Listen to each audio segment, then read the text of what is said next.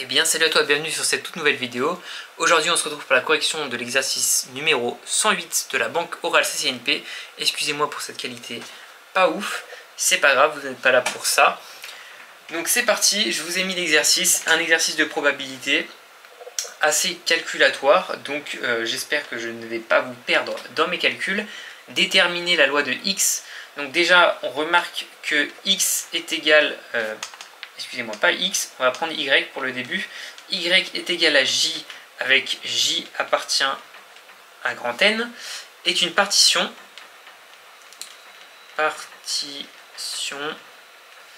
de oméga. Donc en fait, si on veut la loi de x, eh bien on va tout simplement sommer les j, avec tous les j qui appartiennent à n, de la probabilité de x est égal à i inter y égale j. Et donc là, cette expression-là, elle nous est donnée dans l'énoncé. Alors, il faudrait que je regarde l'énoncé. Je l'ai devant moi, donc je vais regarder devant moi. C'est 1 sur E2 puissance i plus 1 j factoriel. Et comme notre somme dépend de j, et ben on va pouvoir sortir le e, le 2 puissance i, ce qui va nous donner du E2 puissance i plus 1, somme de j allant de j appartenant à grand N, d1 sur j factoriel. Et 1 sur j factoriel, il faut le savoir, en fait c'est une somme, c'est les sommes qui sont égales à l'exponentielle. C'est des sommes avec les factoriels au dénominateur et les x à la puissance j. En fait là on pourrait écrire ici à la place du 1, on pourrait écrire x à la puissance plutôt 1 à la puissance j. Et ça serait égal à 1 en fait. Donc en fait ça on peut le simplifier, ça va nous donner E2 puissance excusez-moi i plus 1 fois e. En fait ça va nous donner e. Ça, du coup on va pouvoir simplifier, ça va nous donner 2 puissance i plus 1. Donc ça c'était pour la loi de x. Donc c'était la probabilité de x qui est égale à probabilité de x est égal à i. Donc maintenant on s'intéresse à la probabilité de y est égal à j. On va faire exactement la même chose, mais cette fois avec le i qui appartient à grand N. Donc ça va changer un peu les choses. Ça va faire 1 sur E2 puissance i plus 1 j factoriel. Et donc là, on va pouvoir sortir tout ce qui ne dépend pas de i. Donc ça va nous donner du 1 sur e j factoriel. Et on va aussi sortir un 2 pour pouvoir faire une somme géométrique des 1 sur 2 puissance i. Donc ça, on reconnaît une somme géométrique. Le i, j'aurais pu aussi, excusez-moi, j'aurais pu aussi l'écrire comme ça, comme pour que ça soit plus clair pour vous.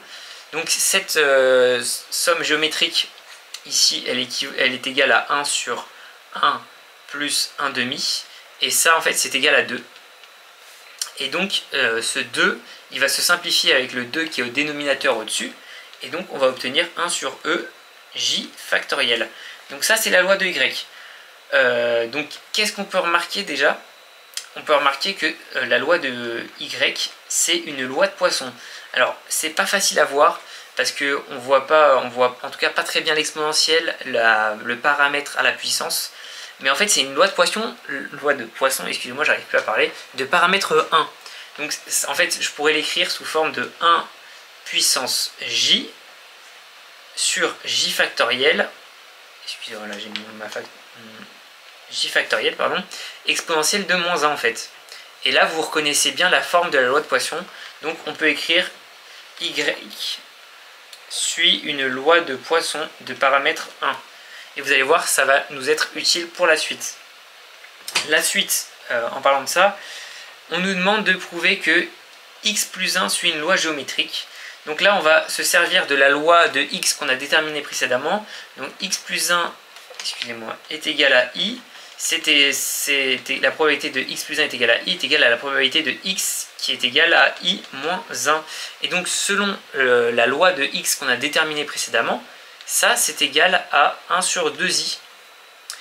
Et donc là, il faut reconnaître la loi géométrique. Donc la loi géométrique, si vous vous en souvenez bien, une loi géométrique, ça a pour probabilité 1 sur... excusez-moi, je me suis trompé. Ça a pour probabilité P facteur de 1 moins P puissance K-1. Et donc là, vous vous dites, mais elle est où la loi géométrique? Ben en fait, c'est parce que c'est un petit piège, bon, c'est un petit peu dur à voir avec le 1/2. En fait, il faut séparer les 1/2. Donc là, je pourrais écrire 1/2 fois 1/2, le tout à la puissance I-1. Et là, on reconnaît bien une loi géométrique de paramètre 1/2. Et donc, on peut conclure. Donc, x plus 1 suit une loi géométrique de paramètre 1/2. Ensuite, on nous demandait l'espérance et la variance de x. Donc, on va utiliser la linéarité de l'espérance. Donc, l'espérance de x plus 1, c'est égal à 1 sur p. Donc, p avec le paramètre de la loi géométrique.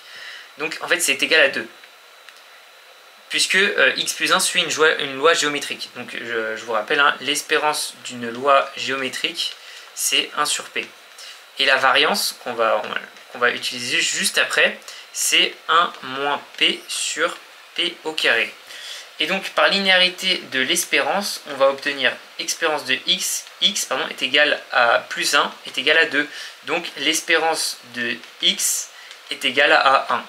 Pour la variance de x plus 1, c'est égal à la variance de x.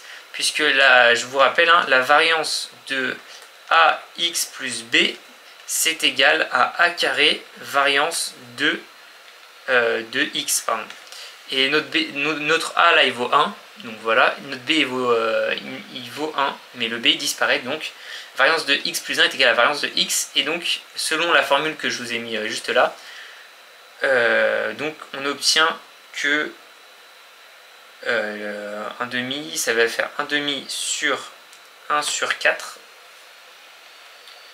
Et tout ça, ça va nous faire 2. Ok.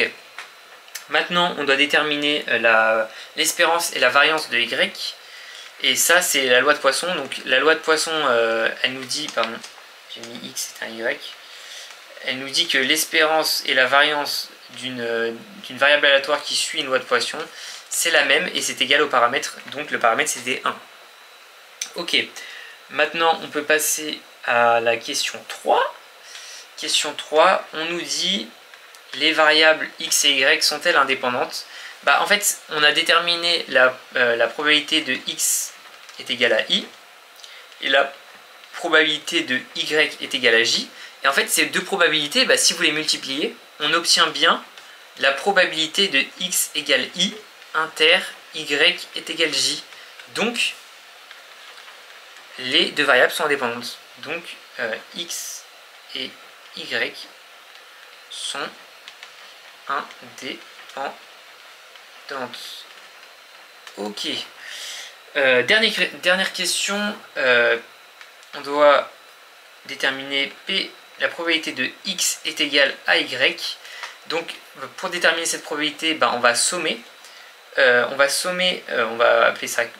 On va sommer les k appartenant à n de la probabilité de x est égal k intersection y égale k.